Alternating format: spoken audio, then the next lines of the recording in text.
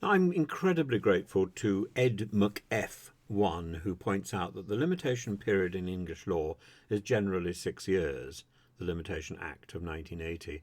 Why should the people of Wellingborough go unrepresented for 6 weeks over an allegation that is incredibly stale? Well, I agree. No allegation should really be made if the Member of Parliament had behaved impeccably. No one stands for Parliament on the basis of there being a gentleman or a lady, but on a platform. I beg to differ. I think there are plenty of people in Parliament who are well behaved. Not enough, but there are. I can certainly name a number. It does seem odd that inconvenient MPs can be effectively forced out on the basis of a recommendation from a committee into an untested allegation that is over a decade old, after 3 general elections in which the member has been returned. Let the voters judge him at the ballot box at the next election if he wishes to stand. Well, I think the point is, first of all, that the investigation has confirmed that these events took place, so I don't think we even need to use the word allegedly around the place. And it is all about the member, which I gather was thrust into somebody's face, or at least was unexpectedly dangled in front of her.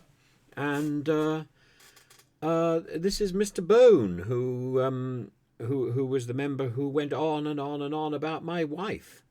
I think, and the event with the offending member took place at the time when he was regularly referring to his wife.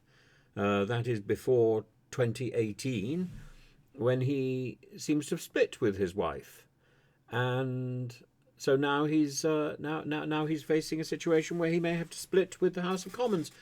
I think that sort of intimidating revelation, the what should we call it, Todgergate, is inappropriate. And then he seems to have gone on to have bullied a young man who was working for him. The Daniel Greenberg, the Standards Commissioner, has upheld 4 allegations, so I don't think we need to call them allegations anymore, do we? He said there's one of sexual misconduct relating to an incident in Madrid. Well, I suppose when you're in Madrid, but is it appropriate for an MP to expose himself, whether he's in Madrid or whether he's in Westminster? There isn't a different standard of behaviour when you go to Europe, is there? I know Mr. Bone has reservations about Europe, but it isn't like some sort of disease that you catch when you go across the channel and suddenly you're unable to control yourself. Demands for massages, demands for massages. It seems extraordinary. Violence, shouting, swearing, mocking, belittling, humiliating, ostracism. Mr. Bone seems to have used his power to make his staffer feel trapped, not knowing what was going to happen next. It's remarkable.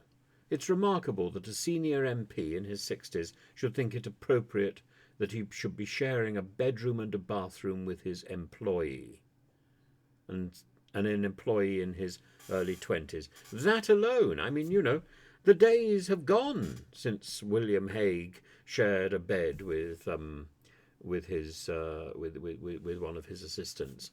There's enough money to go round to actually have 2 rooms now, and it's very strange behaviour. Very strange behaviour. And the investigator concludes it was indecent exposure. There can be no doubt about it. Sexual misconduct. And then there's the bullying to go along with that.